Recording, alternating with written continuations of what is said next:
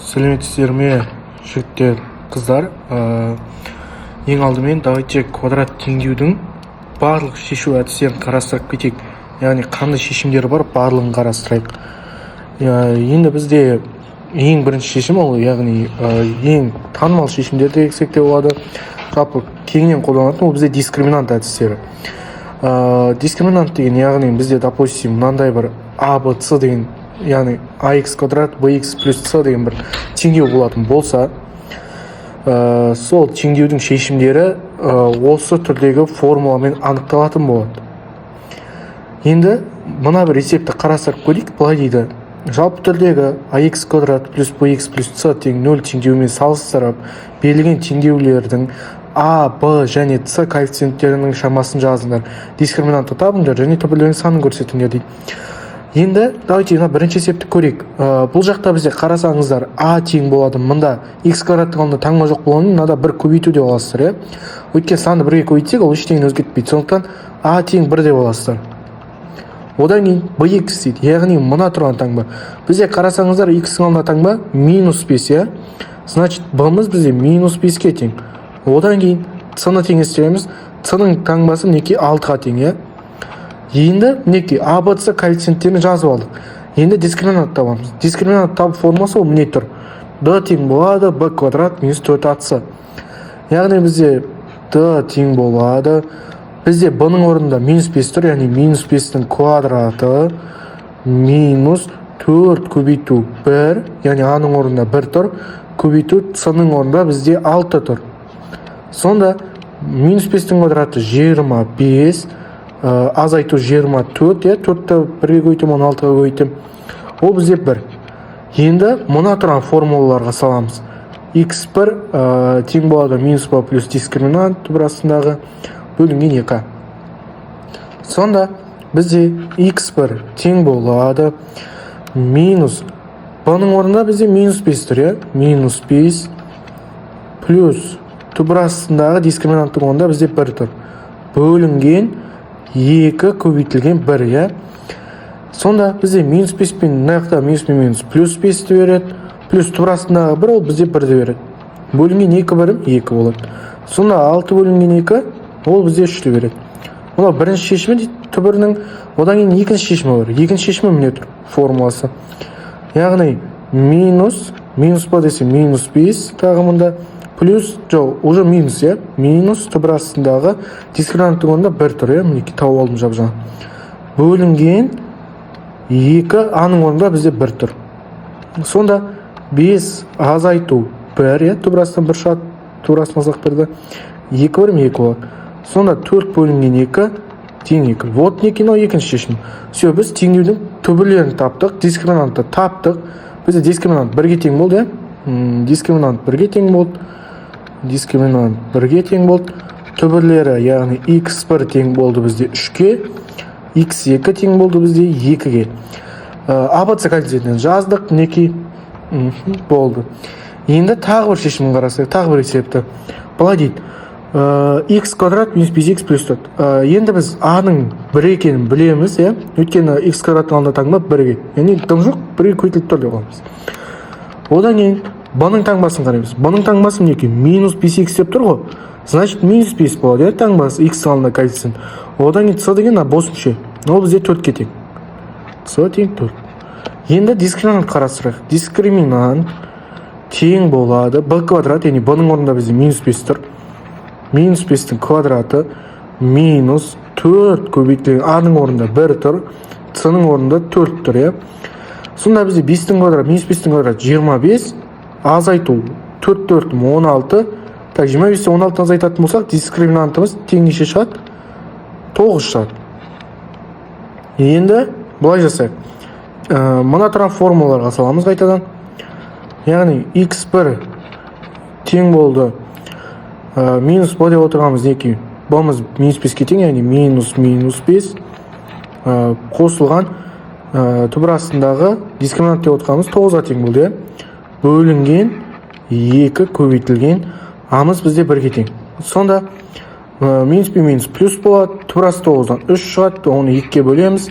Значит, 5-ке 3 9-дан 8 бөлінген 2. ол бізде 4-ті береді. Одан x2 түбірінде дәл осылай табамыз. Енді минус пен минус қазір 5-ті береді, плюс болып. Азайтылған түбір астындағы 9 бөлінген 2 көбейту 1. Сонда түбір асты 9-дан 3 шығады, бөлінген 2. 2-не 2-ге бөлем 1 болады. Вот неки. Бізде ABC коэффициенттерін таптық. Неки ол ABC коэффициенттері. Дискриминантымыз жап-жаңа 9 шықты. X1 түбіріміз бізде 4 шықты. X2 түбіріміз бізде 1 шықты. Все, мынау дискриминант. Енді бізде дискриминанттың жағдайларын қарастырайық. Бізде, если дискриминант 0-ге тең болса, онда бізде мынандай бір шешім бар. X1 тең X2 тең минус B бөлінген 2 деген. Енді мен айта салайын, жалпы если дискриминант 0-ге тең болатын жағдайда, онда бізде ол міндетті түрде қысқаша көбейту формуласы анықталады. Яғни ол затта қысқаша көбейту формуласы бар. Ең алдымен мына есепті қарастырып көрейік. Бізде 9x квадрат минус 12x плюс 4 тең 0 дейді. Давайте дискриминант табайық. Дискриминант. Жаңа айттым, оның формуласы бізде b квадрат минус 4ac. Сонда b-ның орнында бізде 12 тұр. 12-ні квадраттасақ 144 минус 4 көбейтілген. A-ның орнында мінеки, A-ның орнында 9 тұр, бұлай көбейтіліп. C-ның орнында 4 тұр, көбейту 4. Сонда бізде 144, 9 4-ім 36, 36-ны 4 көбейтіліп 944. Дискриминант 0 шықты. Енді мына тұрған формуланы қолданамыз. Яғни 2 бірдей шешімі бар деген сөз ғой, x1 тең x2 десе. 2 бірдей шешімі бар. x1 тең x2 тең болады. Бізде минус. Бізде бұның орнында неки? Минус 12 тұр. Мұна минус 12, мұна минус пен плюс 12 болады. Сонда 12 бөлінген 2 көбейтілген. A-ның орнында бізде неки 9 тұр. 9. Сонда 12 бөлінген 9 2 18. Мұналар енді 6-ға қысқарады. Сонда бізде 2 бөлінген 3 болды. Дұрыс қой? 6-ға қысқарып кетті. 2 бөлінген 3. Енді мен жаңа айттым. Если дискриминант 0-ге тең болған жағдайда, онда қысқаша көбейту формуласы тұрады. Оны анықтап көрейік. Қараңыздар. Бізде мында қарасаңыздар, мына тұрған 9x квадратты біз қалай жазаламыз? Оны біз бүйтіп жазаламыз. 3x-тің квадрат деп жазаламыз. Өйткені дәреже екеуіне де тиесілі болып кетеді. 3-ке де тиесілі болады, x-ке де тиесілі болады. Мына 12x-ті мен былай жазылайын. 2 көбейту 3 көбейту 2 3 6, неяқта тағы 2 тұрады. Сол кезде минус 12 көбейту x болсын. Одан кейін 4 дегенде мен бүйтіп жазайын. 2-ның квадраты. Енді тең 0. Енді қарасаңыздар, мынау бізде мына тұрған формулаға келеді. A минус b-ның квадраты тең болады a квадрат минус 2ab плюс b квадрат дегенге келіп тұр. Сонда мында бізде a-ның орнында 3x тұр, b-ның орнында қарасаңыздар 2 тұр. 2. Сонда бізде ықшамдалады. 3x минус 2-ның квадраты тең 0. Енді турасын алсақ, турасы 0 дейтін 0 тең 0. 3x тең болады 2. X тең болады. Вот неки 2 бөлінген 3. Яғни осындай 2 бірдей шешімі бар деген сөз. X1 де, X2 де 2 бөлінген 3-ке тең. Вот. Енді мынаны қарастырайық. Мынаны мен қысқаша көбейту формуласын көріп тұрмын. 16x квадраты мен бүйтіп жазаламын. 4x-дің квадраты деп. Одан кейін минус 8x-ті қалай жазаламын? Минус 2 көбейтілген 4x көбейтілген 1 деп жазаламын. Қосу 1 мен 1-дің квадрат деп аламын. Сонда қарасаңыздар, қайттан a минус b-ның квадратын береді. A-ның орнында 4x тұр мінеки. B-ның орнында 1 тұр. Сонда 4x минус 1-дің квадраты тең 0-ге. Екі жағын түбірастырамын. 4x минус 1 тең 0-ге.